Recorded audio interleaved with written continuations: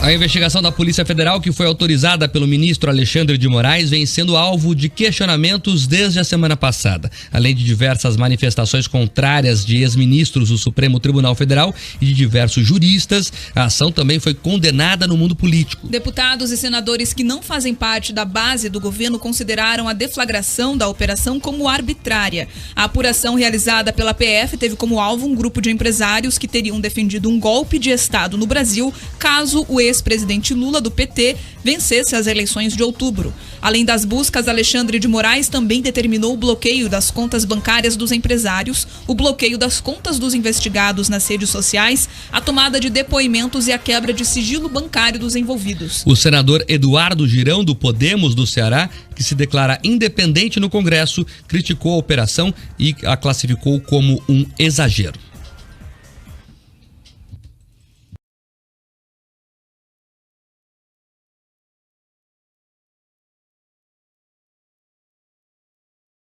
Ponto de rasgar a nossa Constituição, de não observar o devido processo legal, de caçar, de tentar calar, intimidar quem pensa diferente deles. E isso é muito perigoso porque está pendendo apenas para um lado. Não existe aí um equilíbrio, não existe uma imparcialidade.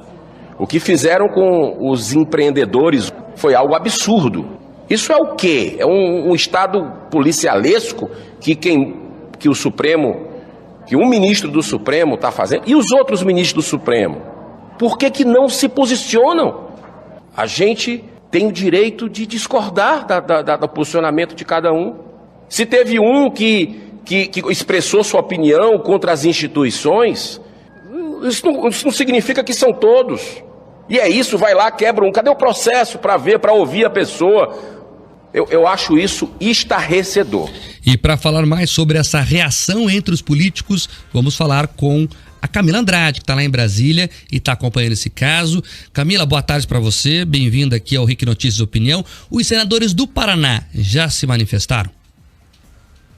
Não, Mark, inclusive a nossa equipe entrou em contato com a equipe, a assessoria de todos eles. Alguns justificaram que por conta da campanha eleitoral estão focados, então, circulando por todo o estado. Alguns inclusive têm voltado, não só os senadores, mas também deputados aqui a Brasília, porque a gente tem a retomada de algumas sessões por aqui, mas nenhum deles se posicionou sobre esse assunto. Mas como a gente acabou de ouvir aí o Eduardo Girão, outros parlamentares acabaram comentando esse assunto e a gente sabe que isso movimentou o cenário político aqui em Brasília e continua movimentando, viu? Uma ótima tarde para você e também para a Beatriz, todo mundo que nos acompanha.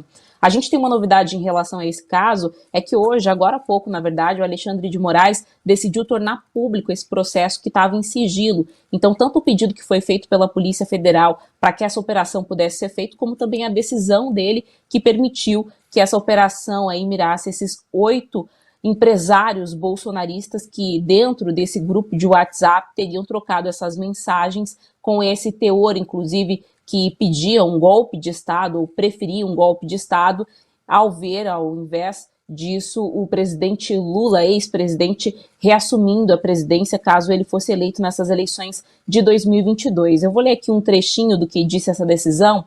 É o seguinte: em virtude da presença de fortes indícios e significantes provas apontando a existência de uma verdadeira organização criminosa de forte atuação digital e com núcleo de produção, publicação e financiamento e político absolutamente idênticos aos investigados no inquérito das milícias digitais, com a nítida finalidade de atentar contra a democracia. Portanto, em face das circunstâncias apontadas, é imprescindível a realização de diligências, inclusive com o afastamento de garantias que não podem ser usadas como escudo para a prática de atividades ilícitas. Então, apesar deles terem se baseado nessas conversas de WhatsApp que foram divulgadas por um jornalista do portal Metrópolis aqui de Brasília, é o fato de poder haver aí uma ligação entre esses empresários e essa milícia digital que já era investigada, que levou então o ministro Alexandre de Moraes a autorizar esse pedido da Polícia Federal. Ainda assim, houve muita repercussão.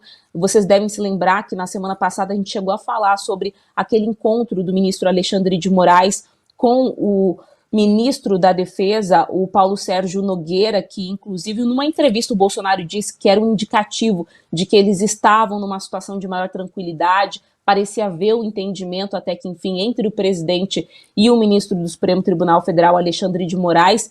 E o que a gente sabe hoje por interlocutores é que essa reunião, que aconteceu no mesmo dia, estava marcado para o mesmo dia em que essa operação foi deflagrada, quase foi desmarcada em cima da hora. O Bolsonaro, nos últimos dias, se reuniu com outro grupo de empresários que cobrou dele uma reação, que achava que ele tinha que ter uma decisão ali mais enérgica em relação a essa última decisão do Moraes, quando tudo parecia que estava calmo entre eles. Mas, a princípio, o Bolsonaro pede que os próprios empresários e esses políticos, como a gente tem visto essas reações, que façam essa reação agora e demonstrem que o STF tenha passado da linha nessa decisão em específico. Também há uma avaliação de que isso pode ter um efeito negativo para o Bolsonaro, no sentido de afastar o financiamento da campanha por parte desses empresários, justamente por conta desse clima que se gera de desconfiança, desse clima policialesco, como dizem muitos desses parlamentares. Agora, outra novidade também é que depois desse encontro, que não foi cancelado de última hora, tem um novo encontro marcado entre o Moraes